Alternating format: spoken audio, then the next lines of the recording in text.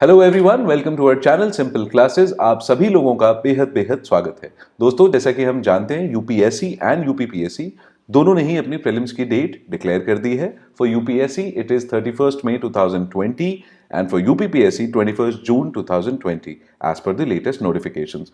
Time बिल्कुल भी नहीं है। आई रियली होप कि आप अपनी तैयारी सिस्टमैटिकली कर रहे हैं, रेगुलरली कर रहे हैं। इसी तैयारी का एक बहुत ही इंपॉर्टेंट महत्वपूर्ण हिस्सा होता है रिविजन।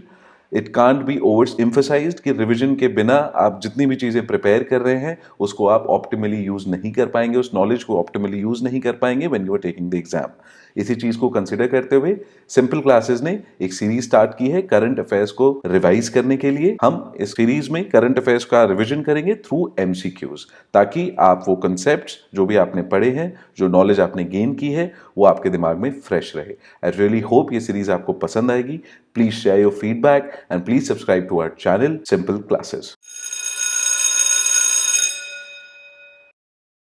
दोस्तों, पहला क्वेश्चन है, ये हमारी गवर्नमेंट कुछ अजीब अजीब चीज़ें लेके आती रहती है। यहाँ पे केंद्रीय गृह मंत्रालय द्वारा पुलिस स्टेशनों की रैंकिंग की गई थी पूरे भारतवर्ष में। अब इस रैंकिंग के अनुसार किस पुलिस स्टेशन को पहला स्थान मिला है? देखें ऑप्शन, ये Bikaner which is in Rajasthan, Ranchi, Barabanki, Jalandhar. तो क्या लगता है आप लोगों को सही जवाब क्या होगा? ऑब्वियसली बात है, बाराबंकी तो यूपी में आता है और यूपी की जो लॉ एंड ऑर्डर की स्थिति है, मैं नहीं समझता कि हमारे यूपी का कोई भी पुलिस स्टेशन टॉप 10 रैंकिंग में आएगा। यहाँ पे आंसर देख लेते हैं दोस्तों। यहाँ पे आंसर है ऑप्शन ए, बीकानेर। इस क्वेश्चन से रिलेटेड थोड़े और तथ्य उन पर नजर डालते हैं। ये न्यूज़पेपर की कटिंग है। बीकानेर का कालू भारत का बेस्ट पुलिस स्टेशन माना गया है। इस सर्वेक्षण में करीब 15,000 पुलिस स्टेशनों को पार्टिसिपेट करवाया गया था। बहुत सारे डिफरेंट पैरामीटर्स थे जिस चीज़ पे ये चीज़ फाइनलाइज की गई कि किस तरीके से रैंकिंग लेके आनी है। कुछ और तथ्य हम इस न्यूज़ के बारे में देखेंगे। यहाँ पे हम लिस्ट देख सकते हैं, top 10 police station across the country. यहाँ पे जो मेन चीज़ हम देख सकते हैं वो है कि राजस्थान के यहाँ पे 2 पुलिस स्टेशन सेलेक्ट हुए हैं। पूरी टॉप 10 लिस्ट में उत्तर प्रदेश का एक भी पुलिस स्टेशन नहीं आया है इस पूरी लिस्ट में, जैसे कि मैंने आपको शुरू में बताया था। पैरामीटर्स जो ये चीज़ डिफाइन करते हैं कि कौन सा पुलिस स्टेशन किस रैंकिंग पर रहेगा। इफेक्टिव क्राइम कंट्रोल, क्राइम कितना किस हद से कंट्रोल किया जा रहा है। सरप्राइज चेकिंग हुई है इन पुलिस स्टेशनों में। जो सीनियर अधिकारी हैं इन पुलिस स्टेशन में बिना बताए सरप्राइज चेकिंग के रूटीन चेकिंग पे आए हैं और उसके बेसिस पे उन लोगों ने उस पर्टिकुलर पुलिस स्टेशन को रैंकिंग दी है, मार्क्स दिए हैं। हाइजीन किस तरीके से मेंटेन हुई है, हाइजीन भी एक बड़ा पैरामीटर था इस पूरी ओवरऑल रैंकिंग के लिए। रिकॉर्ड किस तरीके से रखे गए हैं और पुलिस स्टेशन में पुलिस ऑफिसर्स का एटीट्यूड कैसा है, बर्ताव कैसा है। इन तमाम पैरामीटर्स के बाद जो ओवरऑल मार्किंग के थ्रू लिस्ट निकल के आई है, उसमें से टॉप 10 पुलिस स्टेशन की लिस्ट यहाँ पे मेंशन है। अब आते हैं नेक्स्ट क्वेश्चन पे। सेकंड क्वेश्चन है UIDAI, ये आधार से रिलेटेड हमारा सवाल है। UIDAI द्वारा संचालित आधार सेवा केंद्र निम्नलिखित में से किस शहर में चालू है? ऑप्शन ए, दिल्ली और विजयवाड़ा, भोपाल एंड जयपुर, नागपुर और वाराणसी और दिल्ली। दोस्तों, यहाँ पे सही जवाब है ऑप्शन ए, दिल्ली और विजयवाड़ा। पासपोर्ट सेवा केंद्र के मानकों के ऊपर आधार सेवा केंद्र स्थापित किया जाएगा। आने वाले समय में करीब 53 और सिटीज में, 53 और शहरों में आधार सेवा केंद्र बनाया जाएगा।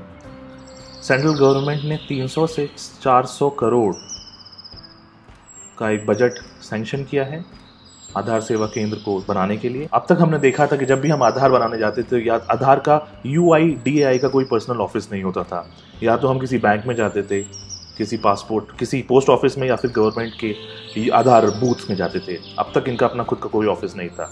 इसीलिए गवर्नमेंट ने डिसाइड किया, गवर्नमेंट ने बोला कि पासपोर्ट सेवा केंद्र के मानकों पे आधार सेवा केंद्र स्थापित किया जाएगा। और दिल्ली और विजयवाड़ा में पहला ऐसा पासपोर्ट सेवा केंद्र सेंट्रल गवर्नमेंट लेके आ रही है। अच्छा, यहाँ पे दिल्ली तो हम सबको पता है, विजयवाड़ा कहाँ पे है, विजयवाड़ा का ज्योग्राफिकल लोकेशन क्या है हम यहाँ पे जान लेते हैं। विजयवाड़ा आंध्र प्रदेश में एक सिटी है और कृष्णा नदी विजयवाड़ा से होके गुजरती है। आते हैं थर्ड क्वेश्चन पे। Centre for DNA fingerprinting and diagnostics का मुख्यालय कहाँ पे है? शॉर्ट में इसको बोलते हैं CDFD। तो दोस्तों, यहाँ पे ऑप्शन है दिल्ली, हैदराबाद, लखनऊ या इंदौर? अगर आपको पता है तो प्लीज़ इसको मार्क करिए। 2 सेकंड का समय देता हूँ आपको। तो दोस्तों इसका सही जवाब है हैदराबाद। हैदराबाद इन तेलंगाना। जहाँ तक इस एंटिटी, इस बॉडी के बारे में हमें पता है, CDFD, ये आता है department of biotechnology, that is under ministry of science and technology. ये चीज़ हमें जाननी है जब भी कोई डिपार्टमेंट होता है, जब भी कोई बॉडी के बारे में डिस्कस करते हैं। फर्स्ट ऑफ ऑल हमें ये पता होना चाहिए वो किस डिपार्टमेंट से ताल्लुक़ रखता है, वो डिपार्टमेंट किस मिनिस्ट्री के अंदर आता है। तो यहाँ पे CDFD करके जो बॉडी है जो हम डिस्कस कर रहे हैं, ये आता है डिपार्टमेंट ऑफ बायोटेक्नोलॉजी के अंदर, which is under ministry of science and technology. अब हम तेलंगाना के बारे में बात ही कर रहे हैं, तो इसका CM तेलंगाना का कौन है ये भी हमें पता होना चाहिए। के चंद्रशेखर राव, इसको याद कर लीजिए। किसी न किसी इनडायरेक्ट तरीके से, किसी न किसी एग्जाम में जिसकी आप लोग तैयारी कर रहे हैं, एक सवाल आपसे पूछा जा सकता है।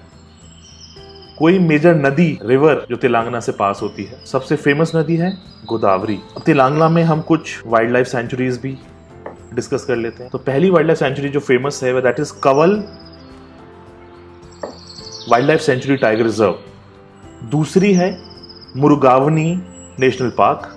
तीसरा है KBR नेशनल पार्क। और चौथा है महावीर हरिना वनस्थली नेशनल पार्क। ये 4 सेंचुरी और नेशनल पार्क हैं जो हमें पता होने चाहिए। 4 निर्मला सीतारमण, कौन है ये? आजकल बहुत ज़्यादा न्यूज़ में है, अभी इन्होंने बजट पेश किया है। ये हमारी हैं फाइनेंस मिनिस्टर। इससे पहले वाली गवर्नमेंट में जो उन्होंने डोमेन संभाला था उसमें ये डिफेंस मिनिस्टर थी। हालांकि ये चीज़ पूछी नहीं जाएगी बट पता होना चाहिए, इसे रिलेट कर सकते हैं आप लोग। जो पहले डिफेंस मिनिस्टर थी निर्मला सीतारमण, वो अब हमारी फाइनेंस मिनिस्टर हैं। इन्होंने आज का बजट इन्होंने ही पेश किया है। तो उन्होंने अपने बजट के भाषण के दौरान देश में शोध को बढ़ावा देने के लिए किस स्थान की स्थापना की बात कही? तो यहाँ पे इसका दोस्तों सही जवाब है option A, national research foundation. अभी इसके बारे में कुछ ज्यादा नॉलेज अवेलेबल नहीं है क्योंकि ये आज ही अनाउंस हुआ है। ये बॉडी रिसर्च के फील्ड में प्रोत्साहन देने के लिए रिसर्चर्स को डेवलप की जाएगी, स्थापित की जाएगी आने वाले समय में। तो इसका सही जवाब है option A, national research foundation. आते हैं नेक्स्ट क्वेश्चन 5। बजट 2019 के तहत वित्त मंत्री हमने डिस्कस किया था दोस्तों, कौन थी? मिसेज निर्मला सीतारमण। तो बजट 2019 के तहत वित्त मंत्री द्वारा जिस सेक्टर के लिए नया टीवी चैनल लॉन्च करने की घोषणा की है वो कौन सा सेक्टर है? कुछ आइडिया आप 2-3 सेकंड ले सकते हैं दोस्तों। इसका सही जवाब है ऑप्शन ए, स्टार्टअप। अब स्टार्टअप्स के लिए एक नया चैनल लॉन्च करेगी सेंट्रल गवर्नमेंट। मैं ऑल्दो अभी तक कुछ ऐसी गाइडलाइंस नहीं डाली गई है बिकॉज आज ही ये अनाउंस हुआ है, बट जहां तक मैं समझता हूँ किस तरीके से फाउंडर्स, छोटे छोटे शहरों के फाउंडर्स जिनको ज़्यादा नॉलेज एक्सपोजर नहीं है, वो अपना स्टार्टअप लॉन्च कर सकते हैं। किस तरीके के प्रोडक्ट्स में स्टार्टअप लॉन्च करना चाहिए, प्रोडक्ट में करना चाहिए या सर्विसेज में करना चाहिए, इसके बारे में डिटेल्ड इन्फॉर्मेशन दी जाएगी इन न्यूज़ चैनल्स। गवर्नमेंट किस तरीके से स्टार्टअप को सपोर्ट करेगी, गवर्नमेंट हर एक डिफरेंट स्टेट गवर्नमेंट की क्या डिफरेंट पॉलिसीज हैं, कैसे वो अपने रेजिडेंट्स के लिए अपने स्टार्टअप पॉलिसीज को इजी करेंगे। This is the end of today's class. आज की क्लास यहीं खत्म होती है। हम आशा करते हैं आपको वीडियो पसंद आया होगा और कुछ ना कुछ नया सीखने को जरूर मिला होगा। अगर आपको वीडियो अच्छा लगता है तो प्लीज लाइक करें, हमें सब्सक्राइब करें। क्या है, सब्सक्राइबर्स के नंबर अगर बढ़ते हैं तो हमारा भी मोटिवेशन बढ़ता है हर वीडियो के साथ। And please share it with your friends ताकि एक जो ये ऑनलाइन एजुकेशन प्लेटफॉर्म है इसका फ़ायदा सबको हो। एंड अगर आपके पास कोई सजेशंस हैं, आइडियाज़ हैं और टॉपिक्स हैं जिन पे आप चाहते हैं हम और वीडियोस बनाएं, please comment, we'll try to cover them as soon as possible. Thank you so much. अब आपसे मुलाकात होगी नेक्स्ट क्लास में। Thank you.